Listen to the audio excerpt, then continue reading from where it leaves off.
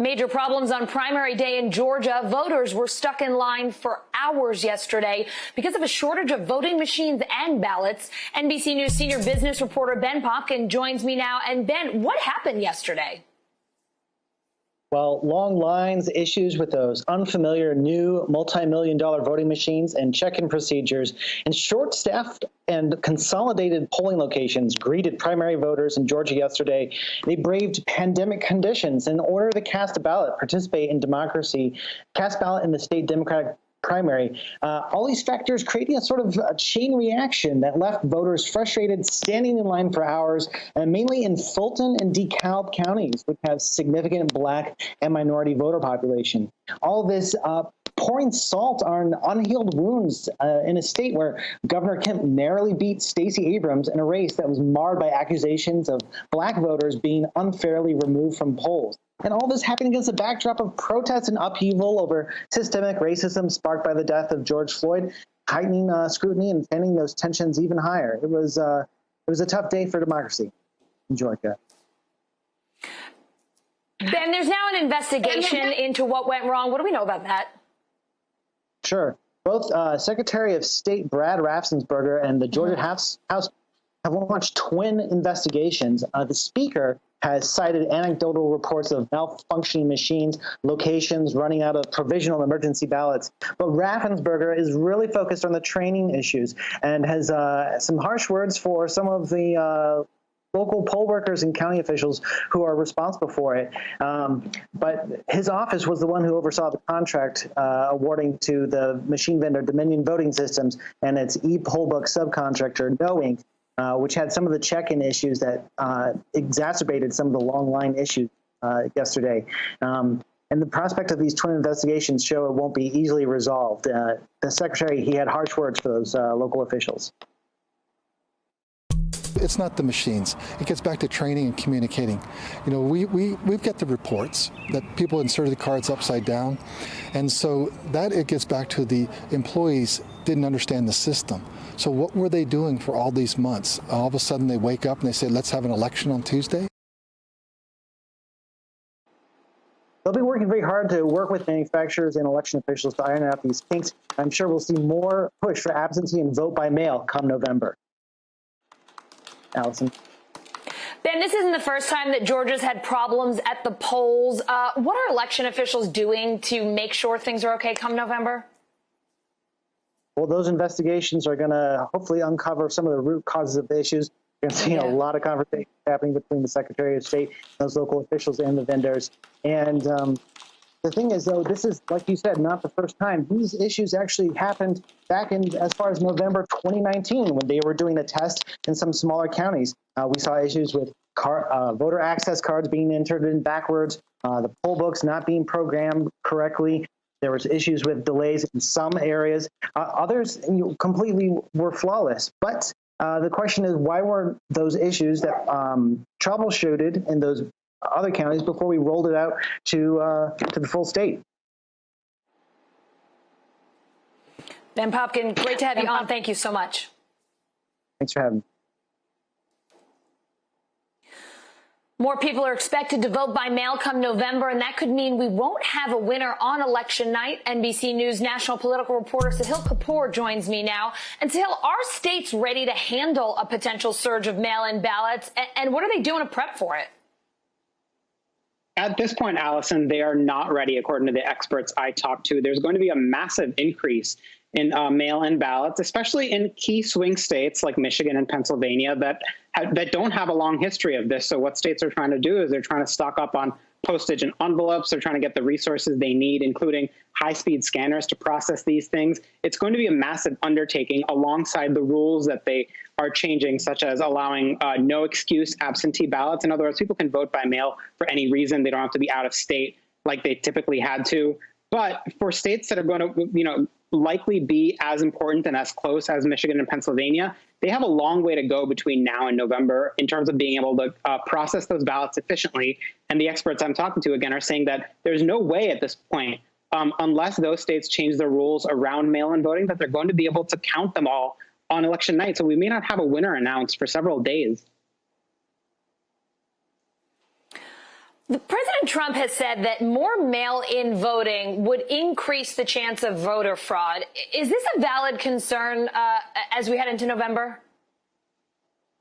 There's no evidence for this, Allison. The president has said this multiple times, made claims about a sort of connection between mail-in voting and fraud, and it simply isn't the case. There are studies done that showed voter fraud is so exceedingly rare in the United States. One of the most comprehensive ones found 31 credible cases of voter fraud in the 21st century out of 1 billion ballots cast. I barely have the vocabulary to describe how infinitesimal those odds are. But the president has said he believes it's going to hurt his party. And if there's one grain of truth to look for in this, it's that generally speaking, when more people vote, Democrats tend to benefit. But there's no connection between more mail-in voting and partisan benefits to one party or the other, according to a pretty comprehensive study done by Stanford University recently. You've reported on how this would impact Senate races, specifically the race for Georgia Republican Senator Kelly Loeffler's seat. Georgia has had a lot of issues during its primary. Yesterday, voters were waiting in line for hours. What is the specific concern about that Georgia Senate race?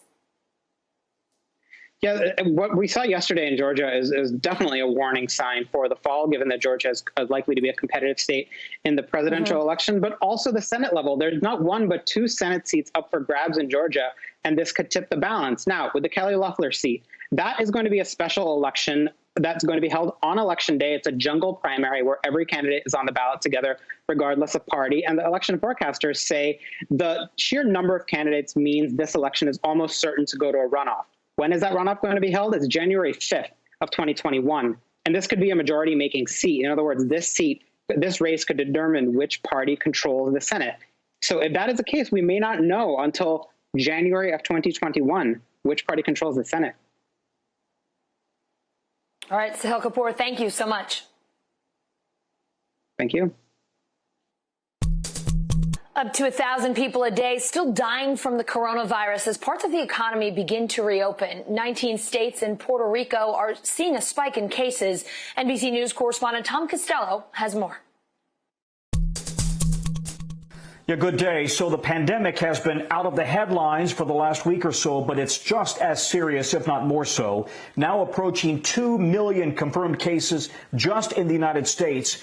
And listen to this, 112,000 people have died in just the last 4 months, roughly 1,000 people dying every single day. Some states, especially in the South and the Southwest, have seen a jump in cases, 30 and 40%, just in the week since Memorial Day. And the talk is that maybe because people have essentially left the underground bunkers, they've left their at-home quarantines, and they've started to socialize more. They've been out in crowded pools and crowded environments, and that may be spreading the virus. Some areas, Arizona, for example, is saying that it's running out of hospital beds for acutely sick people. In California, the nurses union there is suggesting it doesn't have enough PPE yet again for nurses. Nurses being told they need to use a mask over and over again, or protective clothing as well.